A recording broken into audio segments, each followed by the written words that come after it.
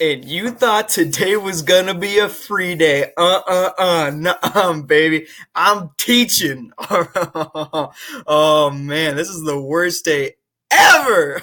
Oh, no, this is what happens when it's freshman skip day yesterday, and I can't teach because half the class is gone. Cam, I swear, some people. Well, guess what, guys? We're taking notes today over what? Covalent bonding. Look how cool this looks. You got paint over here covering the box. Like, this is the best looking PowerPoint I have ever made and ever seen. Okay? Find a teacher who's got a better looking PowerPoint and I'll give you $1 billion. But we're getting into covalent bonds. So get out your freaking notes and learn, all right? But look at this. Look at this over here. Like, seriously. That is like the perfect font. I'm not even gonna lie. All right. Anyway, so we've been talking about ionic bonds, and ionic bonds has the word ion in it, and ion means you got separate charges. But I want us to recall a few things. So tell me something about ionic bonding, Madigan. No, that's incorrect. I'm sorry. Good try. But let's look at the PowerPoint here for a second. Ionic bonds form when electrons are transferred, given or taken. Transferred. The word transfer. When you think of transfer, you think of like a transaction, like ATM machine, right? Well, if you go to an ATM, you're giving money or you're getting money. You're giving or taking. So that's what an ionic bond is. It takes or gives electrons to another element. Okay, fair enough. We've seen this before. Sodium over here, chlorine over here. Sodium likes to have a full shell. Chlorine likes to have a full shell. That's called an octet. They both want to have 8 on their outermost energy level. So sodium's got 1 valence electron. Chlorine's got 7. Well, sodium is going to give its 1 over to chlorine. Look at that. And now they become both charged because sodium loses 1, has a +1 charge. Chlorine gains 1, a 1 minus charge. All right, that's all review. Good stuff.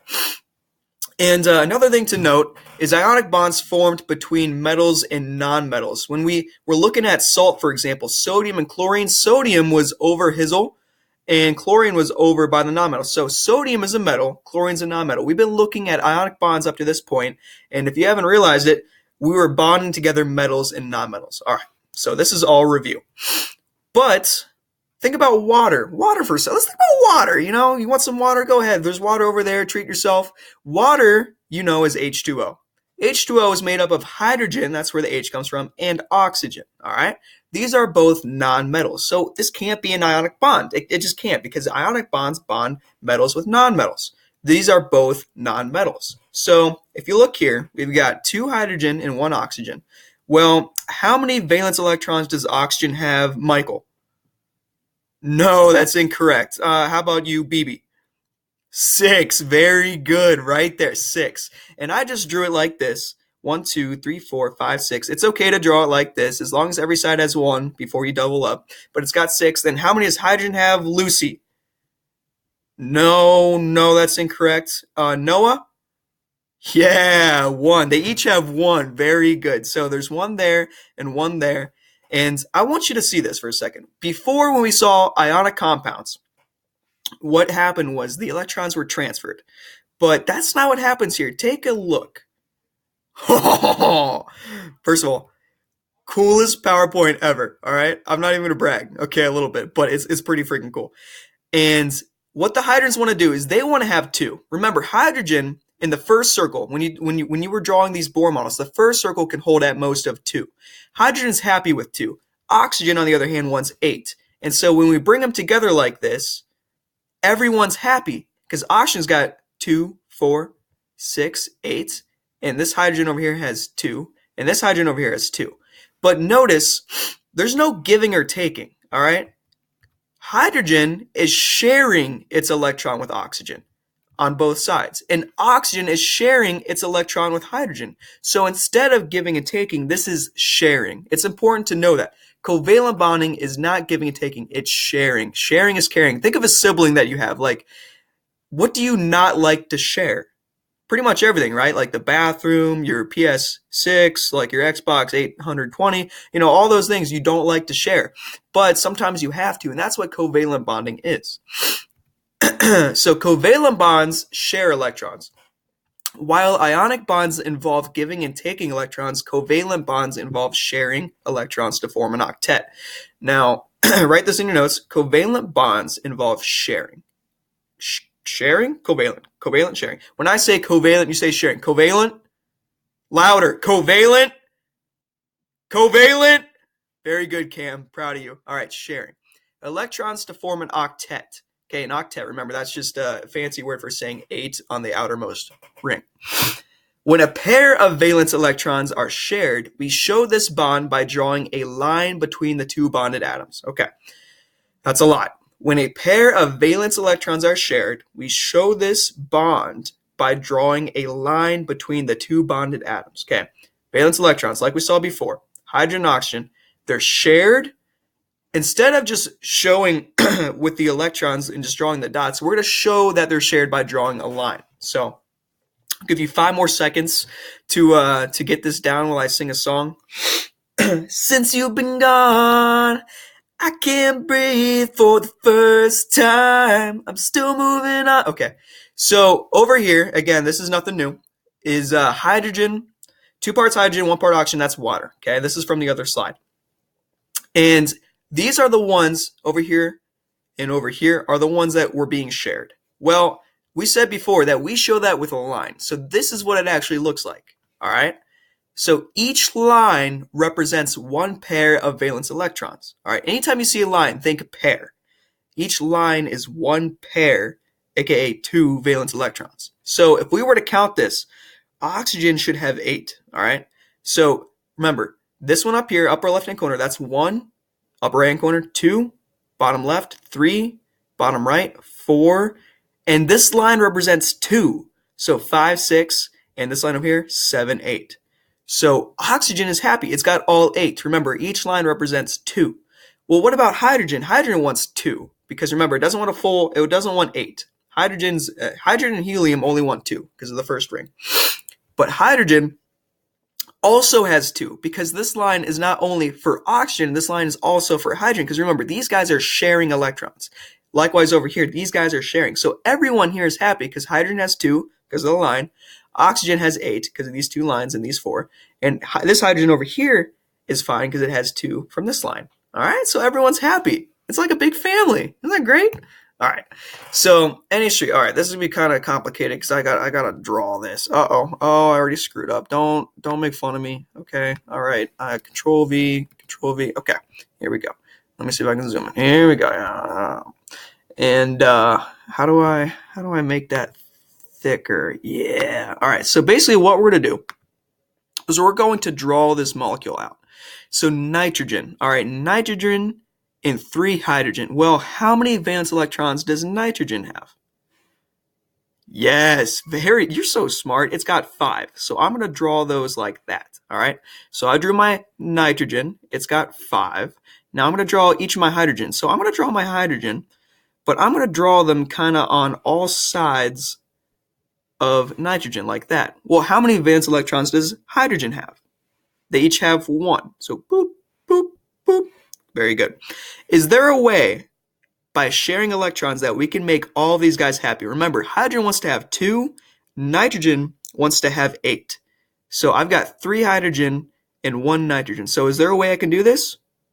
Yes, Angel. Yes, there is. How do I do it? I connect these, okay? So if I'm going to share, I want to share essentially this electron with this side of nitrogen. All right, well, I'm going to do that by drawing a line. Boom, there it is. All right. Well, that's still not enough. I've got 2, 4, 5, 6. All right, nitrogen still wants more. So I'm going to share this down here. All right, so now I've got more. So how many do I have? I got 2, 4, 5, 6, 7. All right, nitrogen still wants 1 more. So I'm going to connect it over here. Boom, bada bang. Yes, 2, 4, 6, and then 8 up here. Okay, so nitrogen's now happy. It's got 2 up top, 4 left, 6 bottom, 8 to the right. And each hydrogen is happy because remember, each of those want 2. So each line represents 2 electrons, 2 valence electrons. So each hydrogen is happy. So this is what it looks like. Draw this in your notes. This is what NH3 looks like when we draw the Lewis structure of it, okay? So there's a lone pair of electrons up top with each of these on each side sharing with nitrogen. So everything's happy. Isn't that cool? Isn't that pretty neat? I think it's pretty neat. All right, let's move on. CH4. Now, how many valence electrons does carbon have? Let's call on, let's see, Phoenix. No, it does not. Okay, it's got 4, silly. It's got 4 like that. 1, 2, 3, 4. And I'm going to do the same thing I did before. It's got hydrogen all around it. How do I do that? Why am I doing that? How do I know to put carbon in the center? Well, you can kind of already guess that because hydrogen is something that bonds to other things, and there's usually a central atom. Whatever comes first and whatever there's one of, that's typically going to be whatever is central. So carbon here in this compound is central.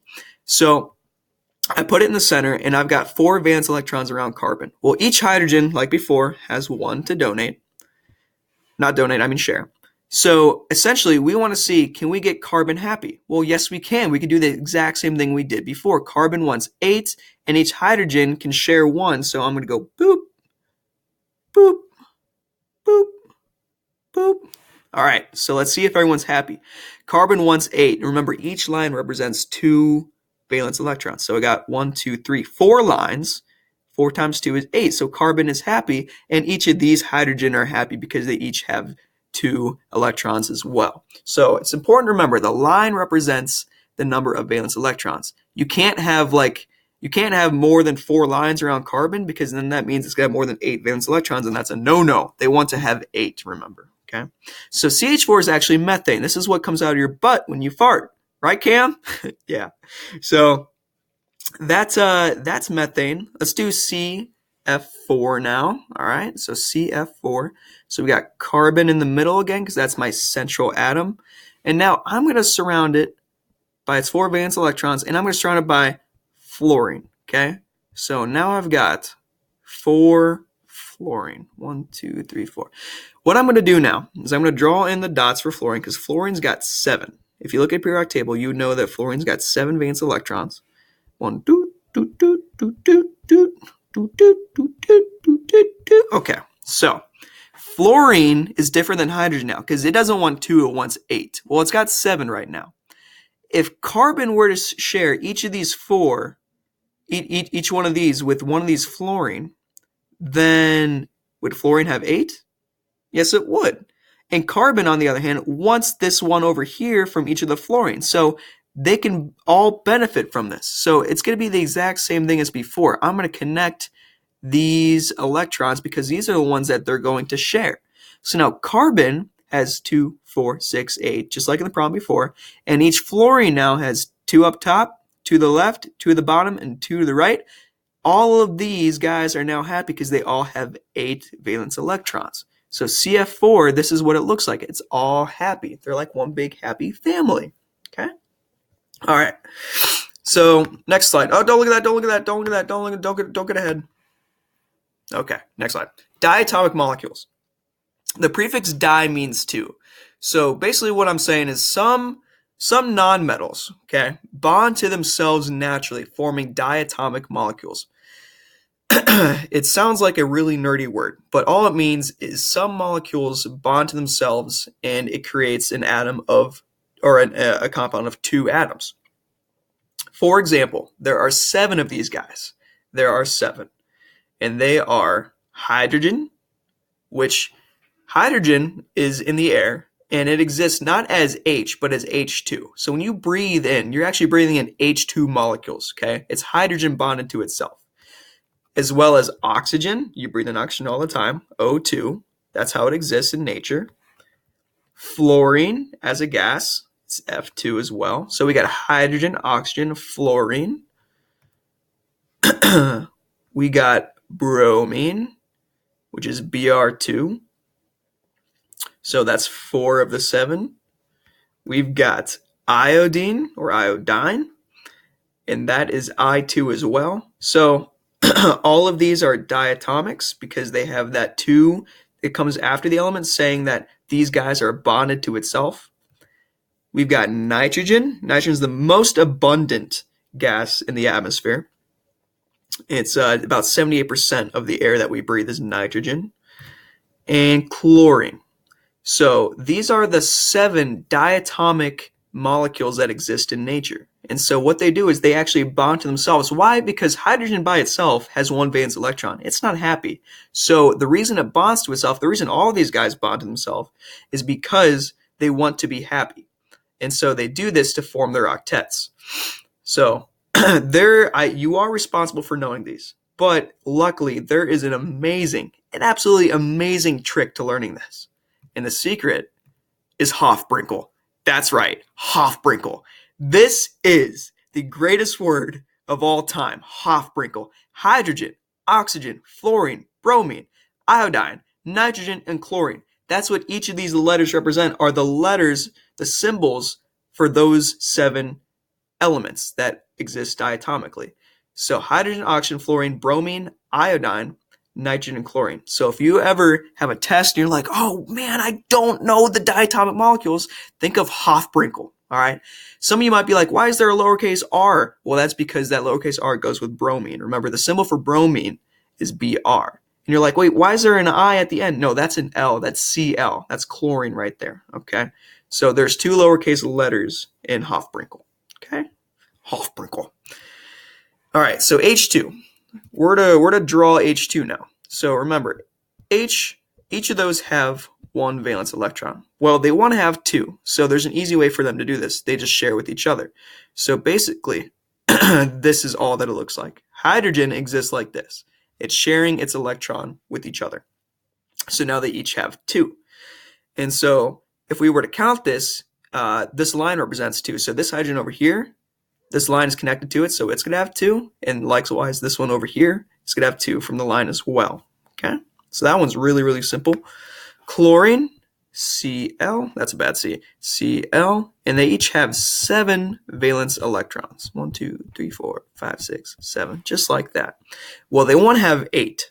All right, so what they each could do is share 1. If they shared 1 more with each other, then they each have 8. So essentially, I'm going to draw a line right there between them. There we go. So let's count to make sure that this works. There's 2 up top. There's 2 to the left. There's 2 on the bottom. And there's 2 from this line. So each of these guys, 2, 4, 6, 8. And remember, this line counts for both of them. 2, 4, 6, 8.